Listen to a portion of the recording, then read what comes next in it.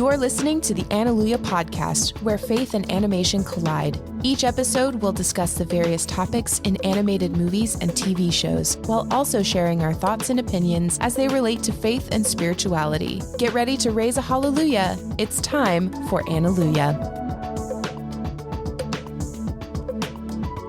And you're locked into another episode of the Analuia podcast. My name is Josh, and with my lovely wife Rebecca, who just got finished doing her resistance training workout. Woohoo!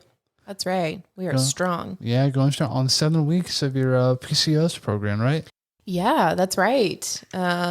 We are, in midweek, I think, actually. By the time this comes out, we will be starting week 8. And it's done wonderful results for you. You had some lab work done recently, and your numbers have improved. Yeah, I'm really excited about that, actually. I've had inflammation is down, and my A1C looks really good, or better, I should say. Some other things that are on the right trajectory. So yeah, that's exciting. Well, all very exciting things were the congratulations as well. Well, thank you. It's been a lot of hard work. Yeah, and you've done it. You've been going hard, going strong. Yeah, and you've been doing it with me, so thank you so much for that. Well, it's helpful to have a support system. Oh yeah, 100%. And if you're just joining us this month and you haven't been listening for the month of May, we are in our 4th and final installment of our mental health series. We've had a lot of fun doing this, and I'm very excited to have helped bring awareness to all the different types of mental health issues. If you haven't heard the previous episodes, we do encourage you to go back and listen to those. We had great conversations with Carly Sanek, who works at NoCD. She's a licensed mental health counselor who specializes in OCD. And we also spoke with Abigail Gimple, who specializes in ADHD over at Hyper Healing. And of course, you can hear about our take on a silent voice in relation to suicide, self-worth, all that great stuff. Now, last week was Up with Abigail Gimple, and we know that the last 2 episodes have been pretty heavy. I mean, we're not going to lie about that. While we're not going to make light of this particular episode, because it does deal with a real mental health issue that a lot of people deal with, myself included. This is a bit on the lighter side. And Rebecca, what are we going to be talking about today? Today, we are going to be talking about Komi Can't Communicate.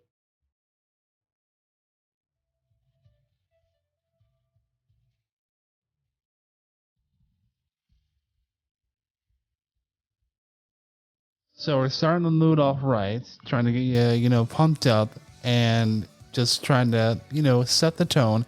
And we're going to be talking about social anxiety, social phobia, but it is a little bit on the lighter side. Now, Komi Can't Communicate, it is a Netflix original series. It is an anime. And this came out, I want to say, is towards the end of last year. I think it was the middle of last year. Yeah, I would say in the summer, so a year ago. Yeah, essentially, and then it recently got dubbed the first half of the first season.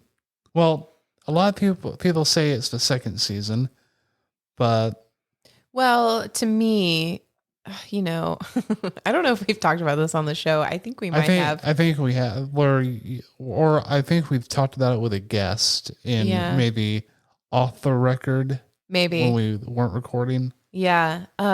So Komi Can't Communicate, when it first aired, it had 12 episodes.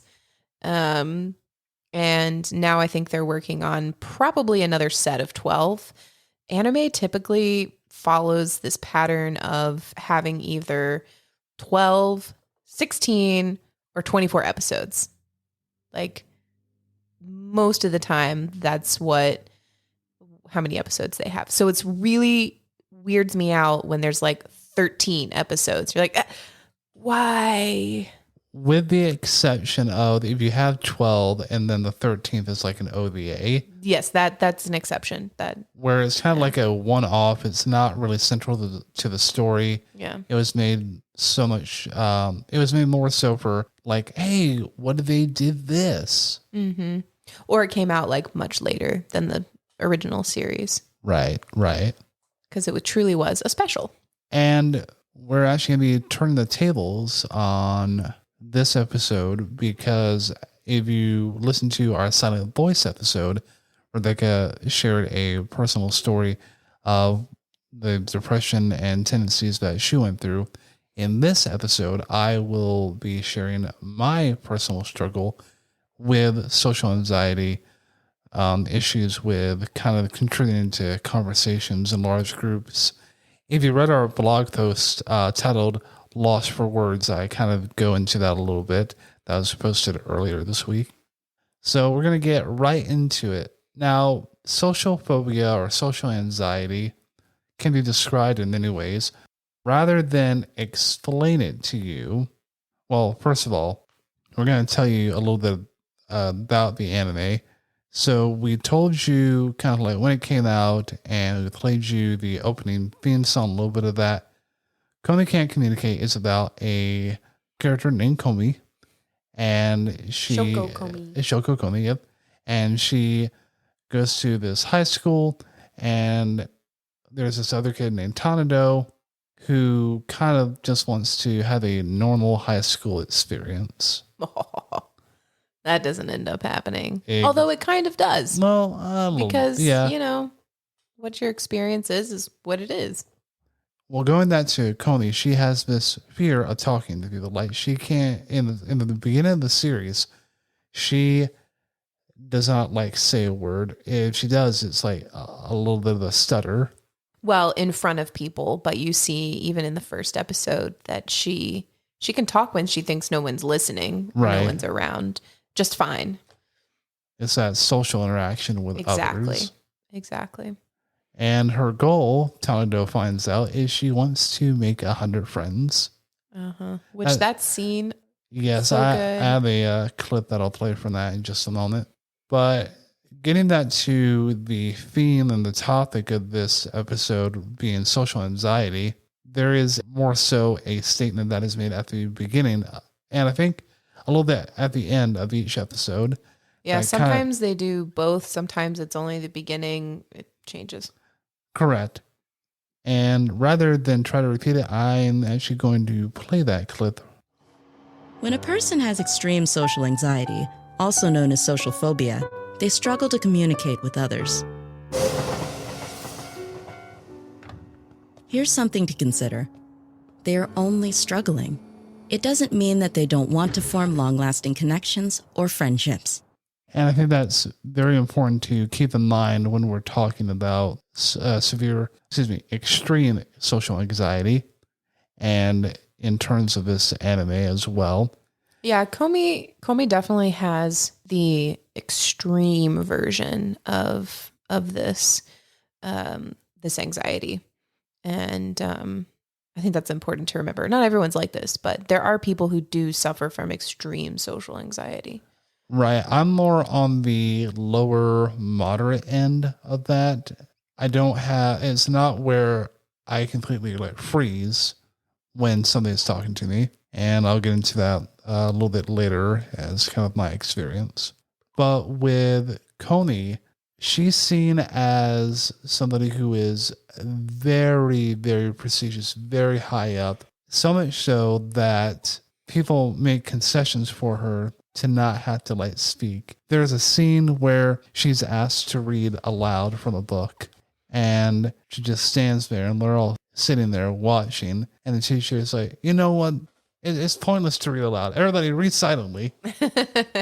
Well, they all think that her silence means that she's making a statement of some kind, when that's absolutely not what she is thinking. She's thinking, I'm petrified. I cannot speak a single word. And they're all like, oh my gosh, it must be that I'm wrong. And I find that really interesting. And people, because of her silence, and she's gorgeous. And so they all put her up on a pedestal, and she's so mysterious because she doesn't speak. And so they all make up their own stories about her, which I find really interesting. And we'll get into that later, I'm sure. Yeah, their own different perceptions because of the expression that she gives when she looks at people. And there's also a scene where telling out put her up on a pedestal that there are those being done for class president. And the teacher says, hey, does anybody that have any votes? And they're like, oh, Komi, yeah, Komi for president. And she's like, oh, well, Komi, it looks like, you're it. Yeah, thankfully, one of her friends steps in and they're like, well, Komi can't be president because she's too good for president. She's too good for president. And they're all like, oh my gosh, you're right. Yeah. What are we going to call her? And then they all vote, and they ended up calling her the goddess of class 1-1. Oh, okay. It was very funny. It was very funny. Well, it's crazy is at one point in the show, they're working on their, what is it, the festival thing, the school festival. And they don't want Komi to do anything. They're like, oh, it's okay. You just go sit over there on your throne, a literal throne, yes. And above it on the chalkboard is written the word God. So it's like, she is their God. And I thought that was it's a very extreme case of idolization. But it's what people do, that is the outward visual representation of what people do in their hearts to others, particularly people who are beautiful, And we've all been there in middle school, high school, that one beautiful person or very popular person, we all put them up on a pedestal. It's, oh, did you see Jack? Or, oh, did you see Amber? They're like the coolest. When you actually know nothing about their lives. Yeah, you only know their status. Right. Well, and all of these classmates of Komi's, they don't really know her. They just have an idea about her. Right. Exactly. And we, as you were about to say, we all do that. Like, we know nothing about, so-and-so. We just have this idea that, they're whatever, and for those of you who can't see what I'm doing right now, I have two fingers and they're really close together. Trying to illustrate that's how much we really know about someone that we just have an idea of. Well, it's for a visual representation that we can talk about. It's like the iceberg model. I mean, that's so overused, I know, but it's true. I think we mentioned in one of our previous episodes this month, actually, is that we only see a tiny portion of who someone is, when underneath the water, underneath the surface, there's this huge piece of who that person is. And Komi definitely experiences this. I will say, in her experience, she benefits greatly from them pushing her to do things. And it makes for a very comedic story, that's for sure. But I think it does help her to push her into new directions because she's already popular. So it works out well for her. Going into the new experiences, one of the characters, Nagini, kind of like sends her to do her errands, or basically whenever she wants food or a drink, she sends Komi to do that. And I think she's indirectly trying to help her in that way. I think she is. So, okay, the character Nagini, in the English version, they pronounce the pronouns as they, them. Again, not going to get into a big thing about that because that's not our shtick, but it is assumed that they are a boy. Is it? I was very confused, honestly. Well, because I thought they were a girl, but Tanado even says, well, I thought you were a boy. You wore the boy's uniform last year. Well, what if Nagami was, I don't know. It hurts my brain to think about all of this gender stuff. Again, we're not going to get onto it. I think it is a good time now to bring up kind of my personal experience with social anxiety. Yeah, which is the main reason why we're talking about this show is for our last installment of Mental Health Awareness Month. which has been wonderful, by the way. Yeah, it has I've been. really enjoyed diving really deep. Still doing like a spiritual perspective, but focusing much more on mental health, which is super important too. And before we get into the personal experience of mine, kind of attaching a Bible verse to this episode is Philippians 4:6-7. Don't worry about anything, but in everything, through prayer and petition with thanksgiving, present your requests to God, and the peace of God, which surpasses all understanding, will guard your hearts and minds in Christ Jesus. I love that. That's a great verse, particularly for this episode.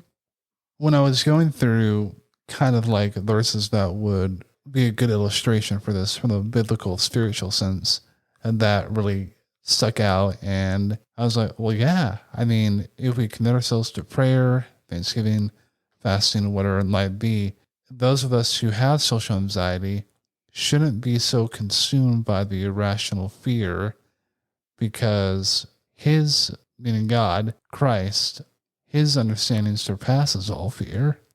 Yeah, and there's another Bible verse, I can't remember where, that says, for he has not given us a spirit of fear and timidity, but of power. I think that's in Timothy, maybe 1 Timothy, because Timothy had a problem with being really fearful. Fear of man, I think, is really big for him.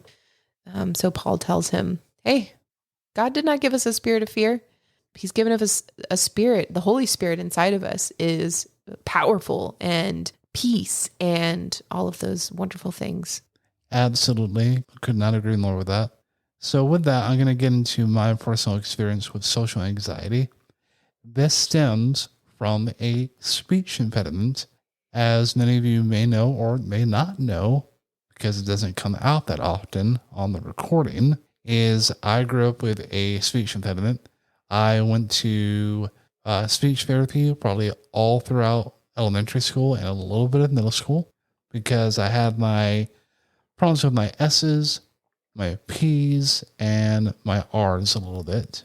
And saying library. Yeah, I would say, I'm going to go to the library. And it's like, a fruit? No, the books. But now I know how to say library. I still even said it even after I learned correctly how to pronounce it. I know. Sometimes it comes out. Sometimes I'll say something and make a joke. And sometimes I'm like, you know what? I'll let it go. Just let it be. It's good though that you can laugh about it now, you know? Yeah, I mean, because humor got me through a lot of the kind of again, anxiety of speaking in front of people. When I did give a speech, an oral book report, I was just overcome with fear. What do people think of me? I'm being judged. My speech impediment is going to come out. And when I get nervous, I would tend to speed up my talking, which made my speech impediment come out even more. That's pretty typical, I think, of everyone. When they get nervous, they typically speak a lot faster. And I don't think it was until I started getting into the visual arts, so theater and different art classes, media, where I really got around people where I could talk about my interest. Those of you who know me personally know that if you bring up a topic that I'm really passionate about, I can talk about it forever. But in just every day-to-day normal conversation, I'll interject when I feel that I need to or that I want to, but I'm not going to necessarily take over the conversation or have much input. It all depends on the topic and the circumstance around it. Rebecca, when you and I were dating, it was not a good idea to have our first date at a restaurant, a noisy restaurant, because I cannot have a conversation in a loud atmosphere. I'm great one-on-one, but the atmosphere has to be correct. Oh, yeah. I know. I remember. We kind of struggled our first couple dates because it was like, okay, is this guy going to talk at all? I mean, I can sit here and do all the talking, I guess, which worked out kind of well for me. I should have brought my notebook. Oh, so you could write stuff down. Yeah, exactly. Well, it was compounded on you speak pretty softly, So it's hard to hear you when you do speak in a loud environment. Even now, sometimes I have to like lean in, but I've gotten a lot more used, obviously, after 6 years of being together, getting used to hearing you speak. And I've always been soft spoken, and that's just how I am. I just have a very soft voice, soft tone. But for a very long time, and I mentioned this in the blog post, because of my speech impediment growing up and me not really talking a lot in big groups, I built up the idea that what I had to say did not hold any value or matter much. My opinion, to me, didn't hold much worth. And that was really sad, because I could have contributed a lot of different things and ideas, but it was that fear and that idea that kind of like held me back. But when starting this podcast and starting to speak more one-on-one with people, my confidence built up, and this podcast has provided a great outlet, because I get to talk to anybody who's going to listen. I'm getting better at, being in groups and talking and contributing more to the conversation. I would say that's true. Even in like our family groups, when we go to chat, you seem to speak up a lot more, whereas before you didn't. Yeah, I was always, awesome. And people thought, well, does Josh like us? And, did they do something wrong? It's like, no, I just didn't talk much. Yeah, you're just a little quieter. But I make the conscious effort to at least talk a little bit every now and again. But relating this back to the series of Komi Can't Communicate, sometimes it takes that little nudge to kind of like push you out of your comfort zone. And this is where the character Tanado, the main guy in the series, goes to Komi because they're kind of like alone in the classroom. She's she like goes to walk away, and he's trying to figure out like, what's wrong. It's like, hey, do you have trouble speaking to people? Well, and I think he only thought to ask that because he fell asleep in the classroom when he had laid his head down on the desk. And they must have stayed behind for a break or lunch or something. For some reason, they were in the classroom alone. And she was talking to her little cat doll thing. And she was like, why can't I talk to anyone face to face anymore? And she's really sad about it. And he heard that right as he was waking up. And then that's when he like popped his head up off the desk, and he was like, I definitely didn't hear what you just said. And she was like, she freaked out and she started running away. And then that's when he said, do you have a hard time talking with people to people? And this moment transpires one of the most beautiful scenes out of the whole series. And it's in the first episode, which is great, in my opinion. Komi writes out her thoughts on the chalkboard, and Tanado reads and then replies audibly. And after expressing like what she struggles with and everything, she says sorry to Tanado, sorry for getting you involved, and starts to, erase everything and starts to leave. But then she hears the tap on the chalkboard, and it's Tanado just saying, hey, nice weather today, huh? Trying to start a conversation and writing down their replies and their conversation. And you see just all these different things being written, and then it comes and zooms out, and it's just this whole chalkboard just full of responses and questions. And the music behind it is just very nice, and it's a very heartwarming scene, because you have these two individuals, one who very easily talks to others and one who is petrified to talk to others, but they find some common ground to be able to communicate with one another. Yeah, you're right. It is a beautiful scene.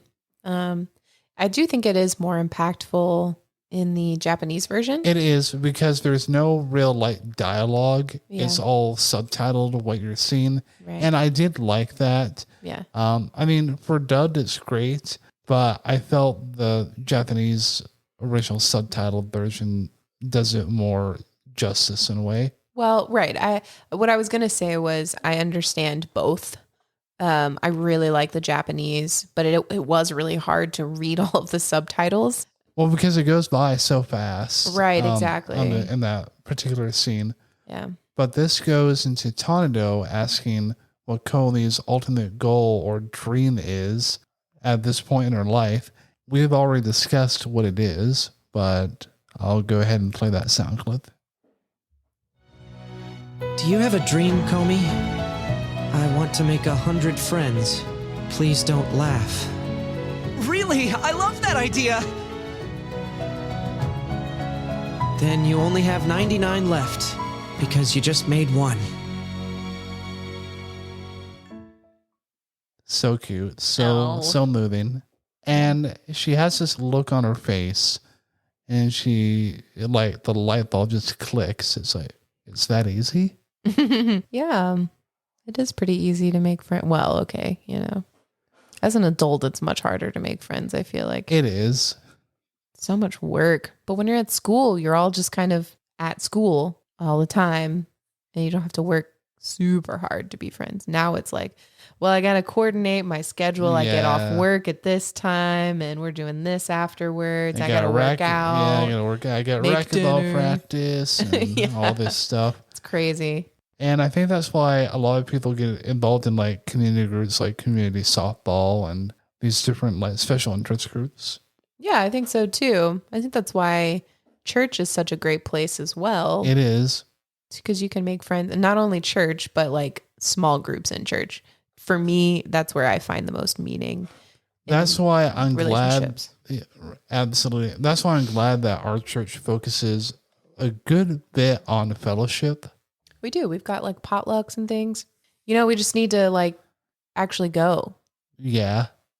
I mean, okay. We haven't really done anything about that recently. Here's how bad it is. We live 5 minutes away from our church. That's not an exaggeration either. We really do. Like I've clocked it, and it's 5 minutes from the house to the church. And it's like, yeah, we have fellowship night. And we're like, well, we live far away. Not true. You can't use that excuse. It's just or we like literally forget, or we're like, I am so tired from the day. I do not want to get out. Right. But I think we should, starting soon, we should make an attempt to, if there's fellowship outings, at least attend one of those. I agree. We've got so much going on in our lives. It's been busy. It's hard to make. Well, I guess we just have to pick what things are your priorities. Exactly. That brings me to a question. Is there the same level of anxiety that somebody would experience in social gatherings, whether it be secular or in the church? Oh, yeah. I think so. I mean, people are people. People are people everywhere. Whether you're in the church, outside of the church, you still have trouble with anxiety, no matter where you are, if that's something that you struggle with. And I've gotten better about it because I just got involved. I'm, with the media team at my church, and that has plugged me into a group of people where, we don't necessarily like hang out, but, we talk and have conversations and enjoy each other's company. Yeah. And I think that that's really showcased in Komi as well. It's a lot of times what overcomes our fear or helps us overcome our fear is literally going out there and doing the thing we fear the most. It reminds me actually of something that we talked about with Carly in exposure therapy. That's what she does with her clients for OCD. People who suffer with OCD, they're plagued by irrational fears that are incredibly intrusive and harmful. I think the same thing goes for people who, certainly people like Komi, who deal with severe social anxiety. It's completely disrupting their lives. And, exposure therapy would help to see that it's not so scary. I remember one part in the show where Komi goes to visit her relatives, I think. And this is after she's made a couple of friends, and I think went to the beach already or something. And Komi goes over to her, I think is a little younger cousin, and she's got to be like, I don't know, 8, 9 years old or something like that. And the little cousin is like, do you want to play a board game? And Komi doesn't say anything, but she nods her head yes. And at some point while they're playing the game, the little cousin says, I'm just so excited that you're even like paying attention to me and playing this game. Last year when you guys came, you didn't acknowledge me at all. You just kind of ignored me. And it just shows how much Komi has grown by really the exposure therapy that she goes through with her friends. Yeah. Going to Stardust, or what are they called? Their version of Starbucks. Oh. Or I think it's like Starbake or something. Who knows? Something like that. And ordering a drink, which again, if you haven't seen the series, go watch it. There's a lot of funny moments in it. And also going to like get groceries or food. All this exposure therapy that helps Komi grow as a person, and also begins to like even talk a little. There's one episode where Komi wants to get, everybody's phone number. Oh. So she can like text and... But she wants Tanado's number. She wants to Tanado's put in number. her first. Exactly. She wants Tanado's number be in her phone first. And he just does not get it. He's very dense in that regard. Very. Thankfully, Nagami understands what she's trying to do. And it's like, oh, I get it. As annoying of a character as Nagami is, Nagami does help Komi along pretty well in her development. I don't know. I didn't mind Nagami. There are a few moments where it was a bit over the top. I mean, yeah. In my opinion. Occasionally, yeah. Where it's like, okay, pushing the buttons there a little too far. Yes. But all in all, I think Nagami was had good intentions. They're in that show. And I think the humor in this series is also worth pointing out, as we have done a few times, because humor and mental health is a good coping mechanism. As I had said before, I laugh about some things now concerning my soft tone and my speech impediment and everything like that years back, because humor and laughter was a good coping mechanism for me. I wasn't ignoring like the issue, but it was a way to help cope with the issue. Sometimes people can take it too far, I think. It can, if you're using it to mask an issue, right, or that you're struggling with, I think that's when it becomes an even bigger issue. Yeah, well, like a lot of comedians deal with depression, and they use humor as a way to cope with all of that. I mean, we found out that when Robin Williams died not too long ago, although it's becoming much longer the more time goes on. Yeah, he suffered a lot from all of that. So you just never know what's really going on in people's heads. So it's good to be genuine and check in with people to see how they're doing. Yeah, everybody needs a mental health check-in every now and again. And don't be afraid to take a day for self-care and a mental health day. We all need that. Oh yeah, I think so. I think it works sometimes. It can be looked down upon by those of the older generations. I think millennials and beyond, or lower, Gen Z, we understand. We know, yeah, you need a mental health day. You need a break. And I think some of the older generations understand that, but I think a lot of them are like, really? You need a mental health day? I don't understand that. Not necessarily out of maliciousness. Exactly. But they don't understand why you would need to do that. Right. And it's not taking like, a day off. It's not, I mean, yes, you're taking time for yourself, but you're doing so to rejuvenate your mind and kind of just replenishing, because that's going to impact heavily how the rest of your tomorrow will be, the rest of your week. Because if you don't take that time for self-care, that's going to bleed over into performance, your emotion, your outlook, everything. I think the more and more as mental health is addressed and talked about, I think more people are understanding of the needs of self-care and time to just, check in with your brain and assess what you're feeling, what you're struggling with, what you're dealing with.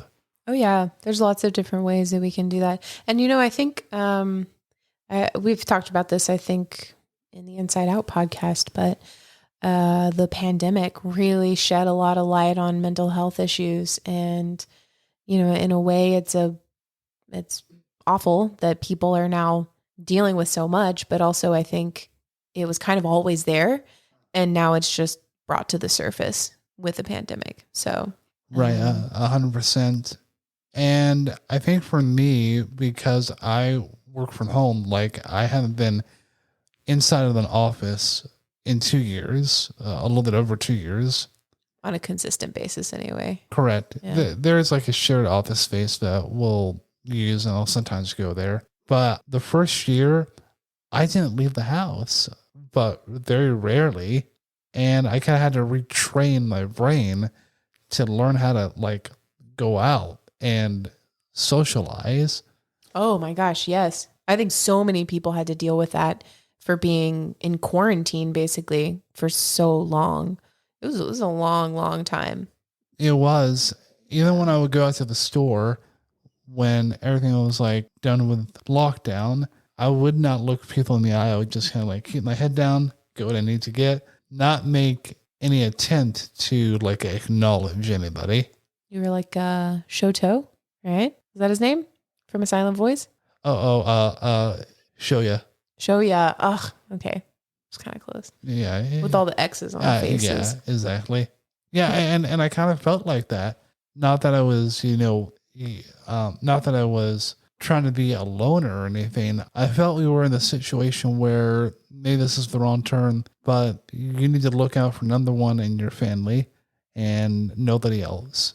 And I agree that that's a little bit selfish, but that's kind of the mindset I had for a bit when we were in lockdown, when we came out of lockdown. It was a scary time for everyone. It was. Very scary. So, yeah, that makes sense. But I think with this series in particular, it brought to light about a topic that's not really widely discussed, because social anxiety was just seen as like, oh, it's just something that you deal with, you'll grow out of it as you get around people and learn to like conversate more. But no, just like other mental health issues, it can be quite serious.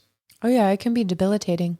Yeah, we even see how Komi, it really messes with her life. I mean, she hasn't been able to really make any friends because they all thought that she hated them. And right, or that she was above them. Right, yeah, exactly. And that's not at all what she wanted to communicate. And she Komi can't communicate well, as the name of the show says. But kind of wrapping up here, we really enjoyed this anime, and we can't wait until the remainder of it is dubbed so that we can kind of continue on with it. You don't want to continue in Japanese? I mean, we can. We started watching it. We started watching. In Japanese. Yeah, we did. I liked it. We've gotten to this like kind of thing now where we're rewatching stuff that we watched in Japanese, and now we're watching it dubbed. Kind of see the differences, which is like interesting. Shield Hero, yes, the best. Yeah. But I really enjoyed Komi Can't Communicate. Just the awareness that it brings to social anxiety, the characters, the whole premise and storyline, and a pretty upbeat ending. Opening. Oh yeah, the song. It is good. So as we're wrapping up our mental health awareness series, let's kind of go between you and I, like what we kind of enjoyed, and I guess maybe one thing that we learned doing this series. Oh, the series as a whole, not just Komi. Yeah, not just Komi. Because this is the last installment, I kind of want to do the series as we've done as a whole. Yeah, I love that. One of the things I really enjoyed There's so many things that I enjoyed, honestly, from doing our series this month. I really enjoyed, I think, talking with professionals in the industry about these movies and what's going on in the industry, and really diving in deep from their professional perspective. Because that's definitely not our area of expertise. And so that was really, really neat to be able to chat with them about that. Absolutely. It was really fascinating to get their perspective, because we think of these people as, well, professionals. Why would they want to talk about an animated movie or a show? But they were really receptive to it, both of our guests that we had. And it was such a great and fun time with them both. Agreed. I know it makes me want to check out more of their work. Absolutely. One of the things I enjoyed was kind of just diving deep into the different themes that we tackled, and really learning like new things, again, like with OCD, and kind of like learning more about ADHD with Abigail, but also kind of keeping it true to what our format is, providing a uplifting message, even though we are talking about some difficult subjects. Yeah, I would agree. It was nice to be able to share both of our stories. Yes. And hopefully offer a new perspective for people who listen, and for them really more so to know that if they're struggling with something like this, or know someone who's struggling with stuff like this, that they're not alone, and that it's okay. It doesn't mean that you're a bad person or anything like that. It's just kind of a part of life, and there is hope. As always, there is hope. And so that's what I hope our series has done this month. And to offer and kind of add on to that, as for any of you who have listened for any amount of time, you know that we're both Christians, and we hold the belief that true hope is in Jesus Christ. We know that not everybody believes that, and that's okay. People find hope in other things. But with us being a faith-based podcast, we're always going to kind of direct our attention to the ultimate author of hope and comfort. And so again, saying hope a lot, but kind of the main takeaway with this whole series is offering hope and a perspective that has, we think, uplifted many people. And I think even some of our guests may have taken away a new perspective on these topics as well. Yeah, as you were talking, Josh, about hope, it reminded me of what I'm reading right now in Romans, and it's been really, really good. And I finally gotten to chapter 5, which, if you've gone through a deep dive of like really looking at Romans, Paul spends the first 4 chapters of the book talking to the Jewish Christians that are in Rome. So that's the letter to the Romans. That's who he's talking to in the first 4 chapters. And he sets up this whole thing. Everything that he said up until this point has been to get to this. And it's amazing because Paul's been talking about we are not justified by the law. We're not saved by the law. We're saved through faith. And he uses Abraham as an example of why we're saved through faith. And the faith is what makes us righteous. It's not the law. It's not any of that.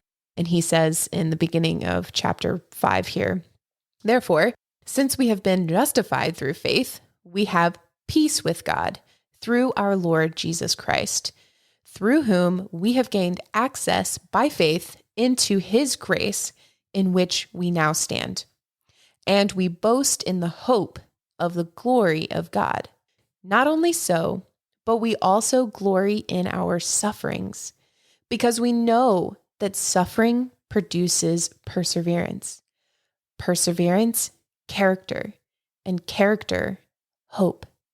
And hope does not put us to shame, because God's love has been poured out into our hearts through the Holy Spirit who has been given to us. So whatever affliction or suffering you're going through, just know that that produces perseverance or endurance. and endurance produces character, and character produces, and our hope in Jesus will never fail us. And I say a hearty amen to that. And a good note to end on. We want to thank everybody for listening. We really have enjoyed doing this mental health series. We hope you all have enjoyed it as well. Please let us know on social media, Yes. or send us an email. Next week, we'll do that to our regularly scheduled programming, as it were. And we will see you guys then. Bye, everyone. Have a great weekend. Thank you for listening to the Alleluia podcast. Be sure to follow us on Facebook, Twitter, and Instagram to keep up with all the latest information. We would love to hear your comments and questions about today's episode, as well as suggestions for future episodes. You can message us on our socials or email us at contact@alleluia.com.